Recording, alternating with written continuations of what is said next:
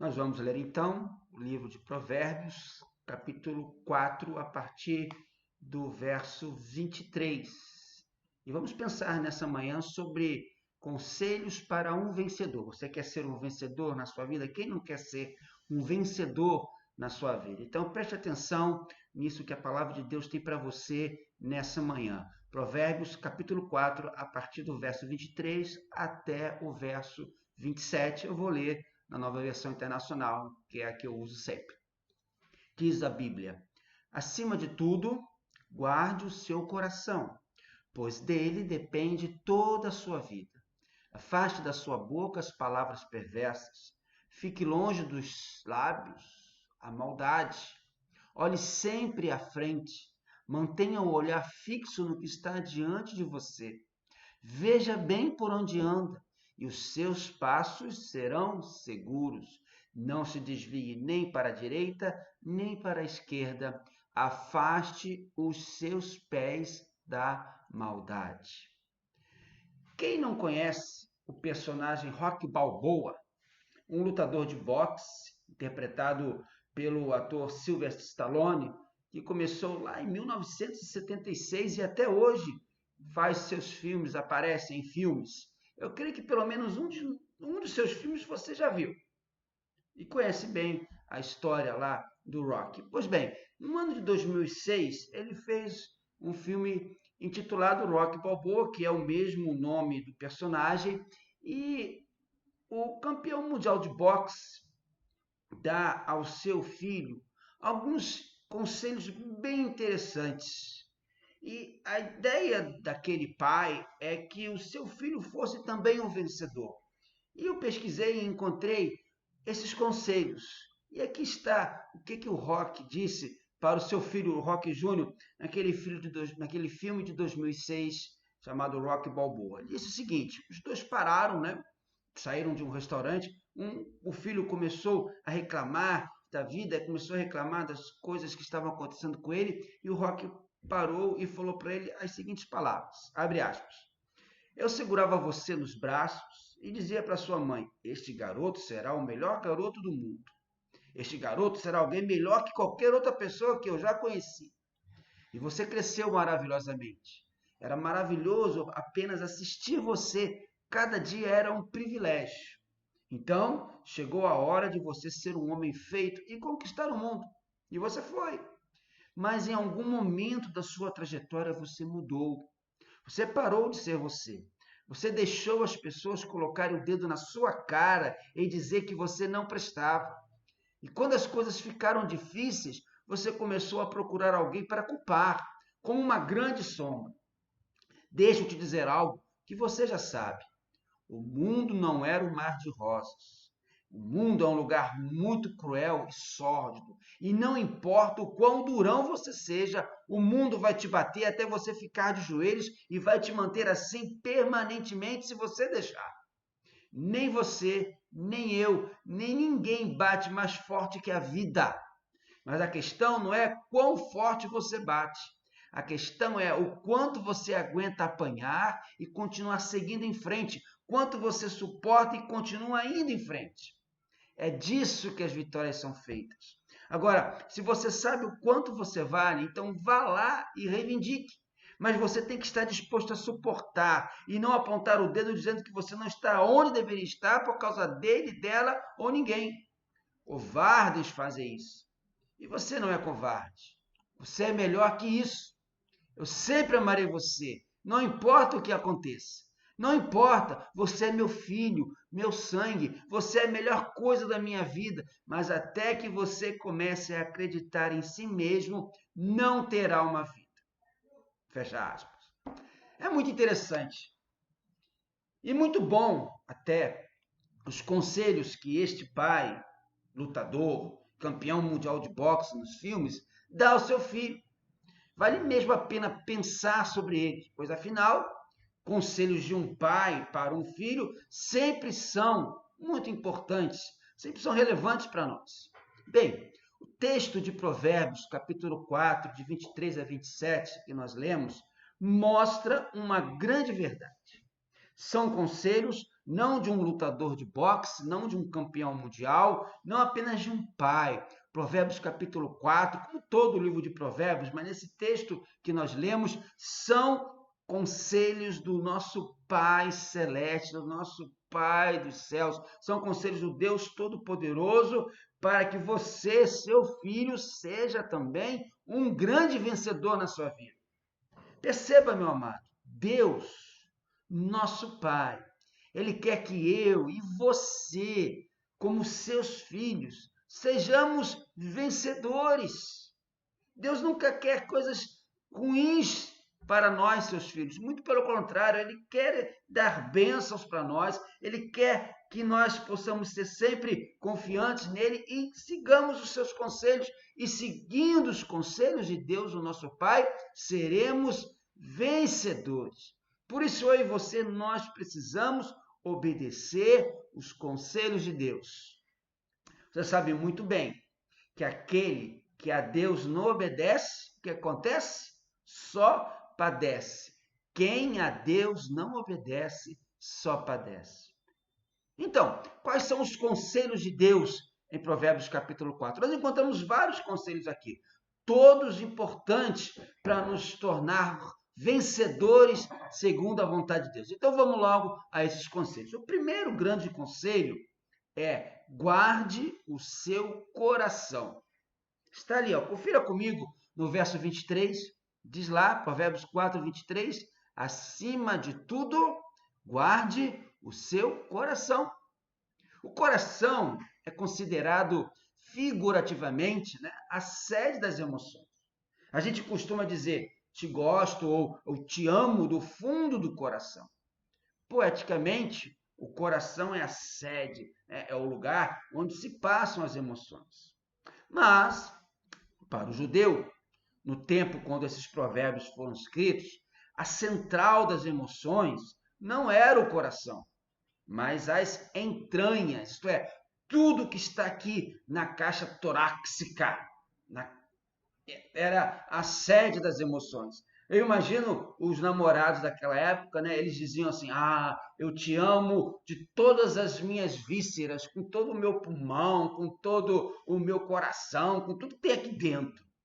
Para eles, a sede das emoções eram as entranhas. O coração era a sede do intelecto. O coração, para o povo da antiguidade, era a sede do entendimento, era a sede da inteligência. Por isso, aqui na Bíblia, o rei Salomão, ao aconselhar o seu filho, ele diz essas palavras: guarde o seu coração. Em outras palavras, com o entendimento que nós temos hoje da fisiologia humana, do corpo humano, Salomão, o sábio, o rei Salomão, estava aconselhando ao seu filho: guarde a sua mente. E até por isso que uma das versões mais modernas da Bíblia já traduziu logo: tenha cuidado com o que você pensa. Porque é esse o conselho. É isso que Deus quer que a gente aprenda com esse conselho. Tenha cuidado com o que você pensa.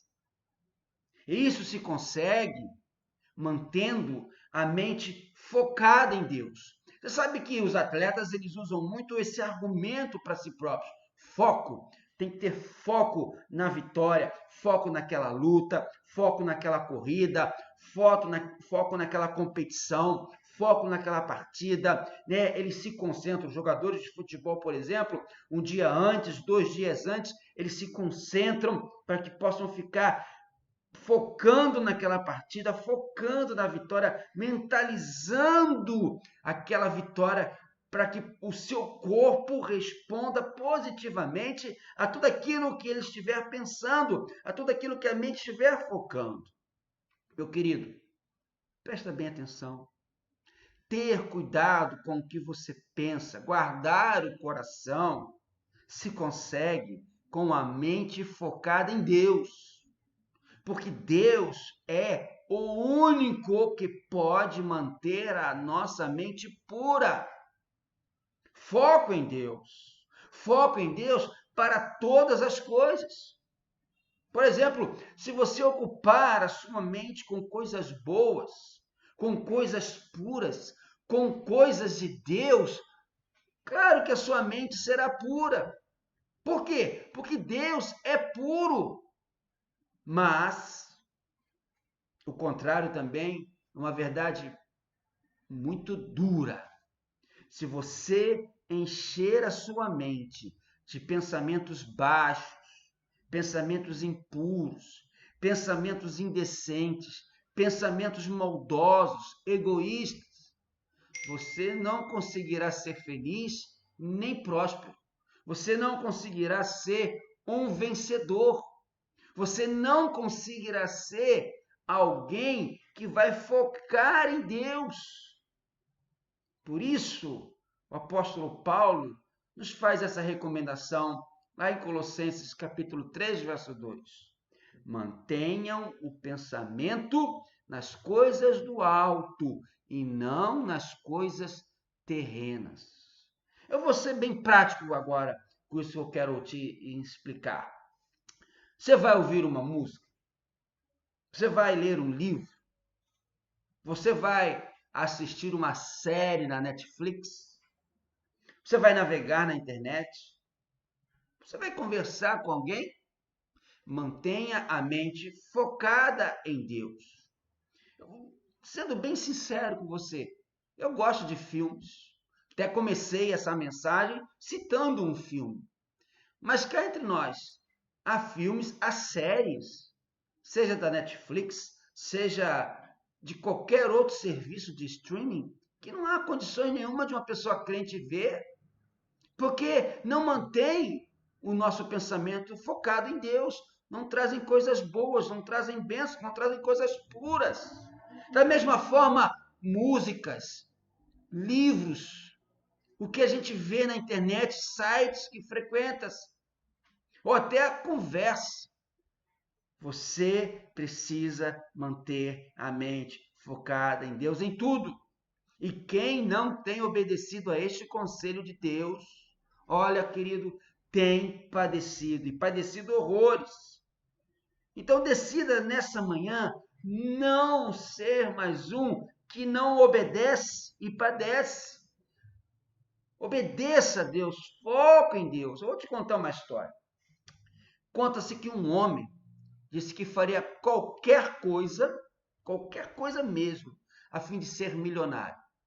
Então, o diabo chegou para ele e mostrou para ele assim, ó, tem aqui uma mansão maravilhosa e vou dar para você, mas com uma condição.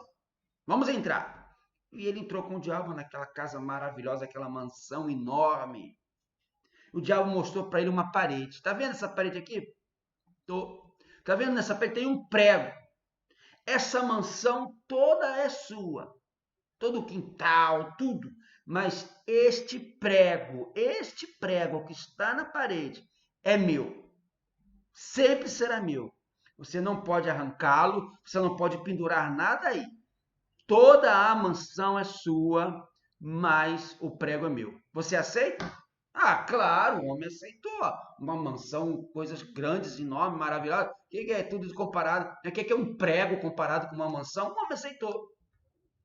Passou bastante tempo e aquele homem ofereceu então uma grande festa, um banquete na sua mansão. E ele convidou todos os figurões da cidade, as pessoas mais importantes. Veio o prefeito, veio o secretário, veio o juiz, vieram todos esses homens importantes. E a festa estava, em um determinado momento, como dizem por aí, né? A festa estava bombando. Foi quando alguém entrou e colocou um pedaço de carniça fedorenta naquele prego que pertencia ao diabo. Sabe aquela carniça que você não aguenta nem olhar, que dirá o cheiro, que infesta o lugar, que estraga qualquer ambiente? Foi isso que o diabo foi e colocou naquele prego. O dono da mansão tentou expulsar aquele intruso, tentou botar o diabo para fora, afinal ele não foi convidado. Mas então o diabo lhe disse: um momento, a casa é sua, mas o prego é meu e eu tenho o direito de usá-lo como eu quiser. O que é que nós aprendemos dessa história? Aprendemos que o inimigo de nossas almas, o diabo, nosso adversário, sempre tenta negociar e ficar com um prego, um cantinho, um prego que seja do coração do crente. E o que seria esse prego, esse cantinho que for? Pode ser um sentimento que às vezes você pensa que pode controlar na área sentimental, na área emocional, na área sexual, na área espiritual.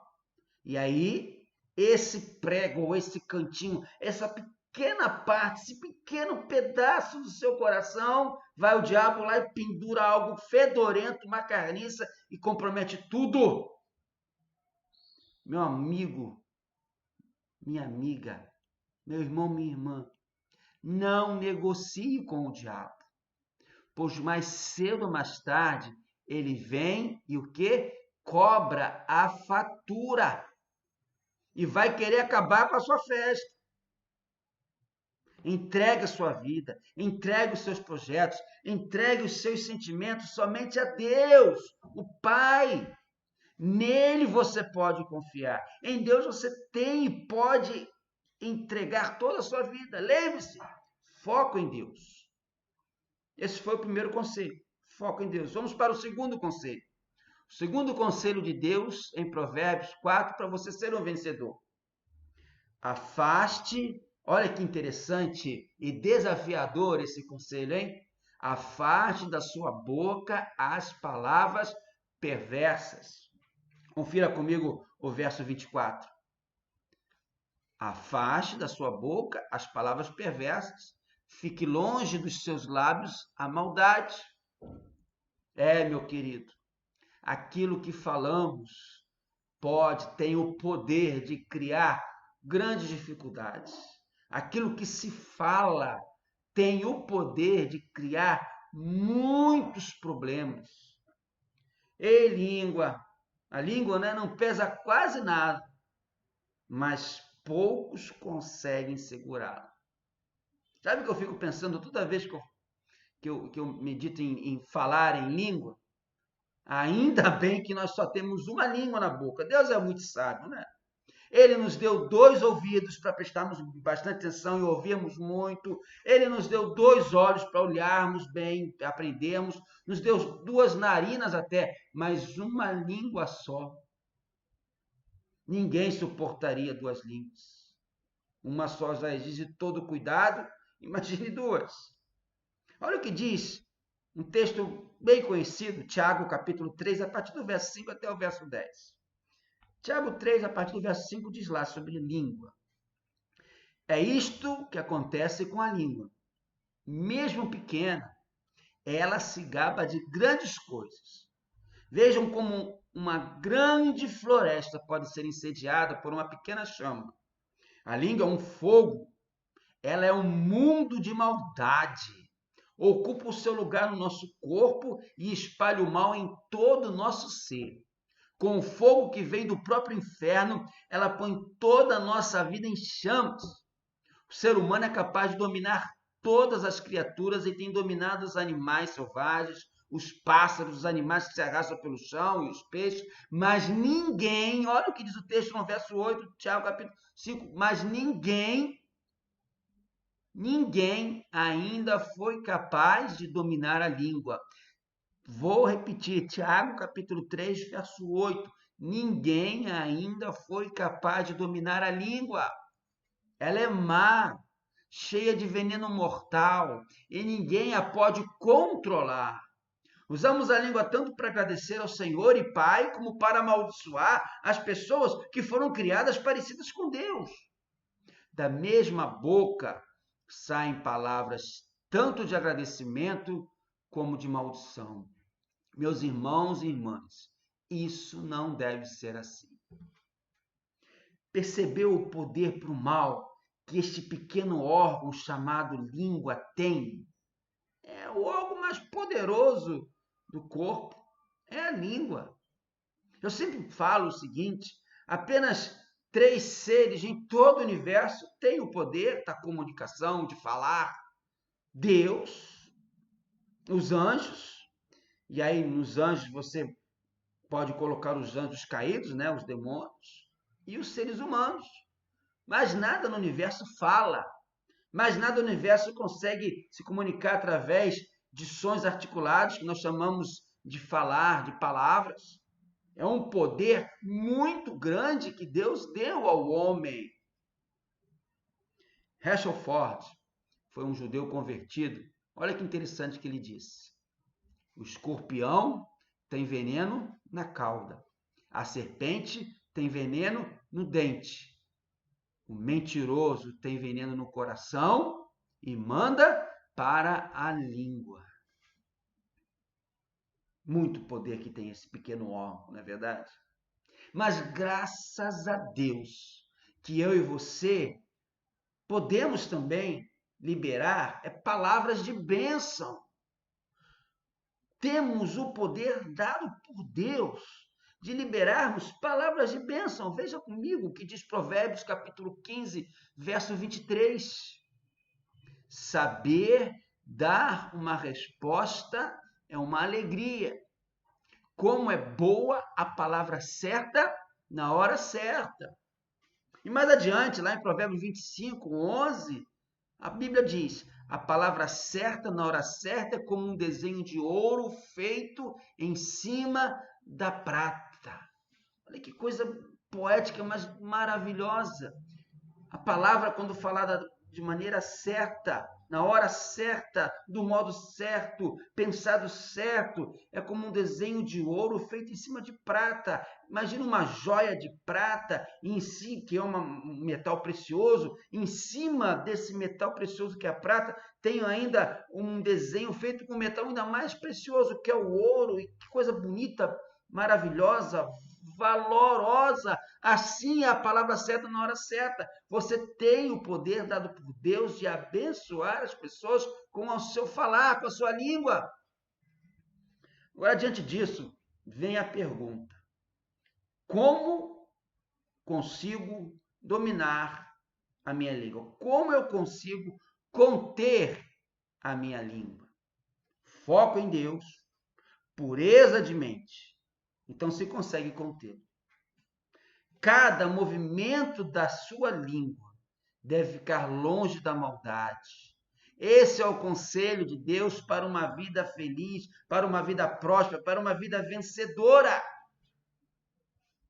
Ponha a sua língua longe da maldade, longe das palavras peçonhentas, longe do veneno que sai do coração e vai até a língua, e ponha a sua língua nas palavras abençoadoras, nas palavras de ouro desenhado em cima de prata. Conta-se que um casal recém-casado mudou-se para um bairro muito tranquilo. Interessante essa ilustração, presta atenção. Na primeira manhã, você provavelmente já me ouviu contar outras vezes lá no templo, lá na igreja, né? Esse casal, na primeira manhã, estava na sua casa, né? Tinha acabado de mudar para aquele bairro. Eles tomavam um café da manhã e a mulher reparou, através da janela, que uma vizinha pendurava lençóis no varal. E ela não teve dúvidas, comentou logo com o marido: olha só que lençóis sujos que a nossa vizinha está pendurando no varal. Está precisando de um sabão novo e do bom. Se eu tivesse intimidade com ela, né? Chegamos aqui ontem, mas se eu tivesse intimidade com ela, eu ia lá e perguntaria se ela quer que eu ensine a lavar as roupas. O marido, claro, né? Observou calado. Alguns dias depois, novamente, durante o café da manhã, a esposa fez o mesmo comentário. E assim foi. Durante um tempo, a mulher repetia sempre o mesmo discurso de que as roupas da vizinha estavam muito sujas, muito mal lavadas, toda vez que elas penduravam no varal. Passado um tempo, a mulher, num café da manhã, olhou para a vizinha estendendo lá os lençóis e se surpreendeu. Viu os lençóis muito brancos. Empolgada, ela foi dizer para o marido: olha, esposo, a nossa vizinha finalmente aprendeu a lavar as roupas. Olha como os lençóis estão branquinhos. que ela está estendendo lá no varal? Será que uma outra vizinha ensinou? Porque eu não fiz nada, eu não falei nada. O esposo, calmamente, chegou para ela e respondeu: não, querida, é que hoje eu levantei mais cedo e lavei os vidros da nossa janela. Tenha cuidado com a sua língua. Você tem o poder de amaldiçoar alguém. E também tem um poder ainda muito melhor de abençoar as pessoas com o que você fala. Vamos ao terceiro conselho de Deus para que você seja um vencedor. Olhe sempre para frente. Olhe sempre para frente. Esse é o terceiro conselho. Vamos ler o verso 25? Olhe sempre para frente. Mantenha o olhar fixo no que está diante de você. Olha, meu amigo, o nosso olhar deve ser fixo e não distraído. Um filme de... Lá vou eu citando filmes, né? Mas filmes bons. Esse até ganhou Oscar. Ele é do início dos anos 80, não sei bem se 1980 ou 82, por aí, início dos anos 80. É um filme chamado Carruagens de Fogo. Talvez você já tenha até visto. E nesse filme conta a história, né, de alguns corredores da Olimpíada em Paris, se eu não me engano, no ano de 1924.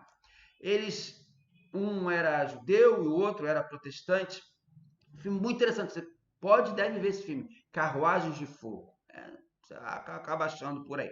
Bom, mas eu lembro de uma cena em que esse corredor, que era protestante, ele para na pista de corrida, baixa a cabeça assim, de repente a câmera levanta como se fosse ele olhando, e ele estava ali olhando a pista de corrida, olhando a linha de chegada. O foco dele era a linha de chegada. Percebe então que ele estava ali já, ó, foco no que ele tinha que fazer, estava com toda certeza ali meditando, pensando: Senhor, me dê forças, usando bem a sua língua, e agora ali ele estava o quê? Olhando para frente, mantendo o olhar fixo naquilo que ele vinha, e ele, dada a largada, ele partiu disparado e ganhou a corrida. Nosso olhar deve ser fixo e não distraído. Quer um outro exemplo? Quando a gente escreve no caderno, você precisa o quê? Ficar com o olhar fixo na pauta, né? Na linha. Porque aí a escrita vai sair bem feita. Mas se você ficar escrevendo, olha para um lado, olha para o outro, olha para frente, olha para... A escrita vai virar um garrancho, sobe linha, desce linha, né? Como minha professora, lembrei que me ensinava, sobe, serra, desce, serra, não respeita a linha. Perceba, meu amado, o conselho, esse terceiro conselho de Deus, é que fixemos o olhar à frente, no que está adiante. Esse conselho é bem claro no que nós devemos fixar os nossos olhos. Hebreus capítulo 12, verso 2, diz que nós devemos olhar firmemente para Jesus, olhando para Jesus, fixar os nossos olhos para Jesus, firmemente, o autor e consumador da fé. Faça isso, olhe para Jesus em busca de direção. Vou contar um outro acontecimento lá da Bíblia, Mateus capítulo 14, a partir do verso 24. Foi olhando para Jesus que Pedro conseguiu andar sobre as águas. Mas quando Pedro desviou seus olhos, parando de olhar para Jesus, o que aconteceu? Ele começou a afundar. Olha o que diz o texto, Mateus 14, a partir do verso 24 até o 32. Mas o barco já estava a considerável distância da terra, fustigado pelas ondas, porque o vento soprava contra ele. À alta madrugada, Jesus dirigiu-se a eles andando sobre o mar. Quando ouviram andando sobre o mar, ficaram aterrorizados e disseram: é um fantasma! E gritaram de medo. Mas Jesus imediatamente lhes disse: coragem, sou eu, não tenho medo. Senhor, disse Pedro, se és tu, manda-me ir ao teu encontro por sobre as águas. Venha, respondeu ele. Então Pedro saiu do barco e andou sobre a água e foi na direção de Jesus. mas quando reparou no vento, ficou com medo. E começando a afundar, gritou: Senhor, salva-me! Imediatamente Jesus estendeu a mão e o segurou e disse: Homem de pequena fé, por que você duvidou? Quando entraram no barco, o vento cessou. Pedro ia caminhando sobre as águas, embora o mar revolto, tranquilamente, porque ele manteve o olhar fixo em Jesus. Mas quando ele olhou os problemas e deixou de olhar para Jesus, quando ele desviou o olhar de Jesus, ele começou a afundar. É bem que Jesus estava lá e tirou. O conselho de Deus, meu amigo, é esse. Olhe sempre para Jesus. Olhando, não olhe para o pastor. Eu sou pecador, falho, até muito mais do que você. Não olhe para as outras pessoas. Não ponha culpa nos irmãos, nas irmãs da igreja. Todos somos pecadores, todos somos falhos, todos somos cheios de erros. Mas Jesus não. Ele é perfeito, ele é maravilhoso, ele é o nosso Salvador. Esse é o terceiro conselho de Deus para uma vida vencedora. Olhe sempre para Jesus, porque se você fizer isso, a escrita da sua vida será bem feita. Mas se não obedecer, aí você vai padecer e a sua vida vai virar o quê? Um garrancho. Você não quer isso, quer? Certo homem tinha em sua mesa de trabalho uma placa com os seguintes dizeres: olhe sempre para baixo. E todas as pessoas que entravam naquela sala lhe perguntavam: essa frase não devia ser olhe sempre para o alto? E o homem respondia: depende do lugar onde se está sentado. Então aquele homem explicava que sempre podia olhar para baixo em qualquer situação, pois estava sentado nos lugares celestiais com Jesus. E assim ele enxergava todas as circunstâncias da vida sobre uma nova perspectiva, a perspectiva que se tem quando se vê a vida pelos olhos de Jesus. Olhe fixamente para Jesus, e aí você vai poder olhar a sua vida na perspectiva de Jesus. E não pelas perspectivas do mundo, do medo, da ansiedade, da preocupação, do desespero. Quer ser o vencedor? Olhe fixamente para Jesus. E, finalmente, o quarto conselho de Deus para você ser o vencedor. Veja por onde anda. Vamos voltar ao texto de Provérbios. Vamos ler o verso 26. Confira comigo. Veja bem por onde anda e os seus passos, o que diz? Serão seguros. Veja bem por onde anda e os seus passos serão seguros. Eu lembro no meu tempo de caserna, no tempo de quartel, nós fazíamos patrulhas no meio da mata à noite, pela madrugada, e você no meio do mato, você não consegue enxergar absolutamente nada. E quando tem lua, você ainda consegue enxergar alguma coisa, mas se o tempo tivesse nublado, para você enxergar era muito difícil. E a gente tinha que olhar atentamente cada passo que tínhamos que dar, para não pisar num buraco, para não pisar em um lamaçal, para não pisar em algum animal, alguma cobra. Tínhamos que ter toda a atenção por onde andávamos. Cumprindo o que diz Provérbios, capítulo 4, verso 26. Veja bem por onde anda, e os seus passos serão seguros. O que Salomão quer dizer com isso? Simples. Para você ser um vencedor, o quarto conselho é esse: não haja de modo impulsivo. Nessa versão mais moderna da Bíblia, está traduzida assim: pense bem no que vai fazer. Pense bem no que vai fazer. Isso quer dizer, meu querido, que você precisa meditar e orar antes de agir.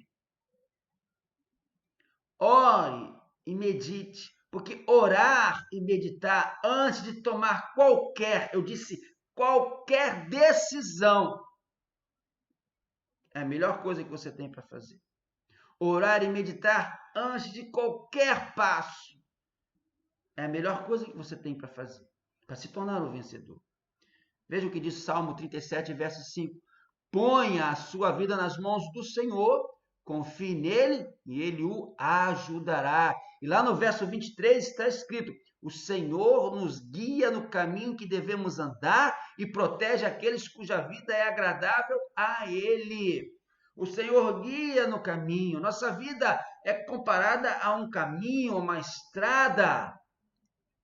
E ela é toda cheia de perigos, cheia de situações difíceis, cheia de escolhas. A cada momento a gente tem que fazer uma escolha, ou esse lado, ou é para cima ou para baixo, ou para o lado direito, ou para o lado esquerdo. A todo momento fazemos decisões, mas quando oramos e meditamos e buscamos o conselho de Deus, a orientação do Senhor, o Senhor nos guia no caminho que nós devemos andar.